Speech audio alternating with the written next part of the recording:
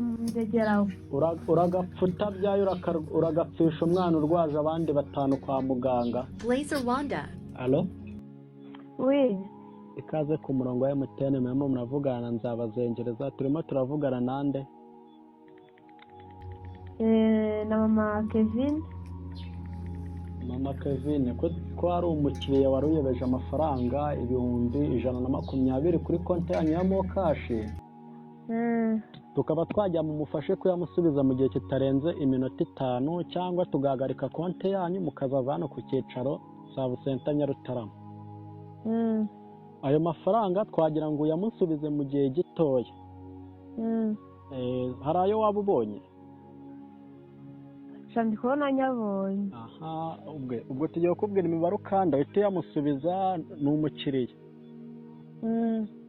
Ugiye ukanda akanyenyeri 142. Akanyenyeri 8. Akanyenyeri 1. Yego. Akanyenyeri 12. 15. Kane 2 akanyenyeri. Yego. Ushiraho umubare w'ibanga wawe uhita ushiraho urwego wemeza. Wabikoze?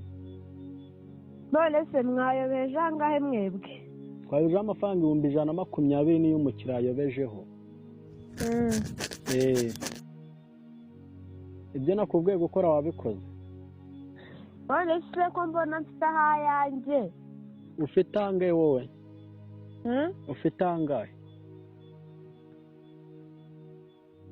Shante 25. Amafaranga 25. 25. Okay, noneho aho nga ugiye gusubira inyuma. Aho wanditse amafaranga ubanza wandika amafaranga 25 banza ubyohereza. Ngabikore vuba vuba itumbwira. Ngo turakanda akanyenyeri 142. Akanyenyeri 8. Yego. Akanyenyeri 1. Akanyenyeri 15. 25. Yego. Wongereho 7 akanyenyeri. Yego. Ushire 20 banzo 24. Wabishizeho? Yego ndi kubikora. Nga shiraho akanyenyeri umare banga urwego wemeza. None se ko muri kumwe mwayobeje amafaranga yo mwayobejeho kandi nsanze atari mukaba mushaka ko nohereza yanjye wamutubuze. Ngo mushaka ko nohereza amafaranga yanjye ndi muri babatubuzi njya numva. Nakubwenda umukozi wa MTN nitwa nzabazengereza. Reka genda mu Karitasiyo. Mu Karitasi n'urwo rutuba rwawe rugenda rwasamye umuhanda wo. Genda mbobo wabuze icyo ukora ukajya mu butubuzi. Ubutubuzi se ubutubuzi gashino kanye kuri kubunsomamo. Genda aya mabyasi. Wese wagiye warutuba kadwe iyo mishine yawe.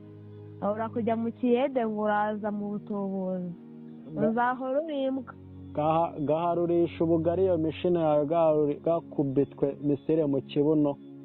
senda ndegeraho uragapfuta byayo uragapfisha umwana urwaje abandi batanu kwa muganga kabyare bakubaza umuziha wanda yawe y'umugore kabwe muri Nyabarongo wese we waguye mu ruzi wawe waguye mu ruzi nyagupfa waracitse amaguru nyagupfa waracitse amaboko Blaze Rwanda.